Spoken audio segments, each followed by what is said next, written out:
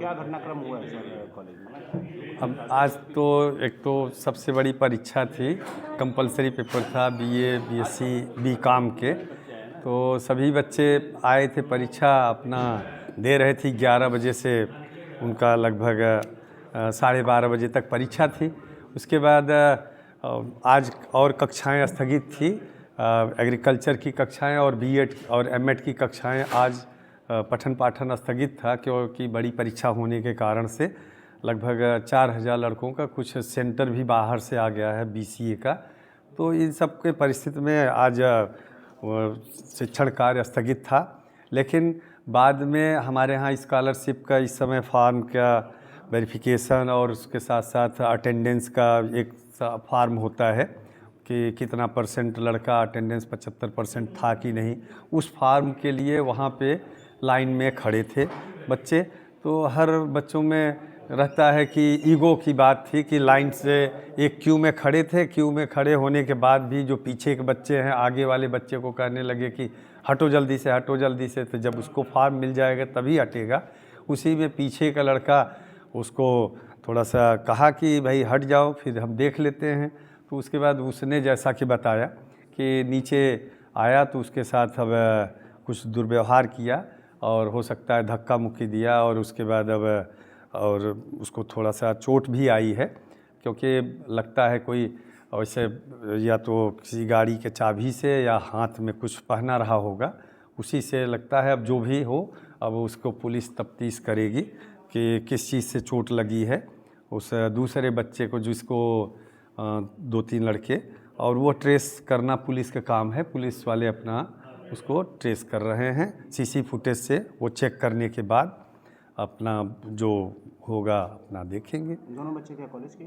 ये एक बच्चे को तो कॉलेज का है जो कि बीकॉम फर्स्ट ईयर का है, जिसके चोट लगी है। अब दूसरा बच्चा हो सकता है कुछ 12:30 बजे तक तो हम लोग बिल्कुल गहन तलाशी हर चीज़ करते रहे, और परीक्षाएँ बड़ी आज होने के कारण से कुछ बाहरी बच्चा हो सकता है आ गया हो कि फॉर्म का स्कॉलरशिप के फॉर्म को भरने के लिए गार्जियन के रूप में या कोई अवांछनीय अगर तत्व ऐसे आ गए होंगे। तो अब उस समय वहाँ फीस काउंटर पे क्या हुआ, लेकिन इतना तो है कि अब उस बच्चे को तो हम नहीं बता पाएंगे कि वह बाहरी था कि हमारे महाविद्यालय का।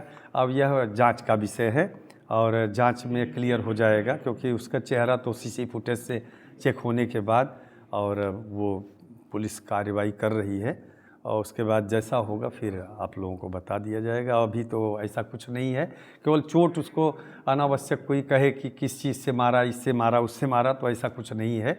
और ये तो खुद उसका एब्डोमिनल एरिया पे लगी है, जो पीठ पे लगी, उसको देख के लग रहा है किसी पॉइंटेड चीज़ से मारा गया है। नहीं, वो तो ऐसा कोई शार्प ऑब्जेक्ट है उससे वार किया गया? शार्प ऑब्जेक्ट से तो नहीं मारा गया है। अब ये तो मेडिकल का विषय है कि मेडिकल जब होगा उसका तो ये पता लग जाएगा कि किससे मारा है।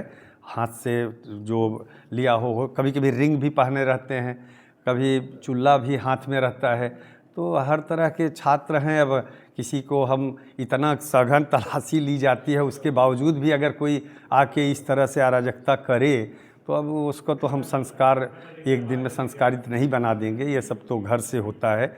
और अगर इतने में किसी बच्चे को BA part 1, BCom part 1, BSc part 1 के बच्चे अगर इस तरह से करते हैं किसी महाविद्यालय में, तो ये तो बड़ी शर्मनाक बात होती है। और महाविद्यालय उसमें क्या कर सकता है, उनको भी तो सोचना चाहिए कि हम एक अपना घर का और परिवार का और साथ साथ महाविद्यालय का नाम जो है वो बहुत अच्छा नहीं होता। और ये गलत है मारपीट करना, और मारपीट हुई थी। और कोई अब उसकी क्या मंशा थी, क्यों मारा, अब इस तो जांच का विषय है। कोई एप्लीकेशन दिया जा रहा कॉलेज की तरफ? कॉलेज की तरफ से एप्लीकेशन क्या, हमने पुलिस को इन्फॉर्म किया। हमारे मुख्य अनुशासता प्रोफेसर हिमांशु सर ही बैठे हैं, प्रॉक्टोरियल बोर्ड के सभी सदस्य हैं सम्मानित, और सभी लोग थे। और पुलिस चौकी को और थाना लाइन बाज़ार को भी अवगत करा दिया गया।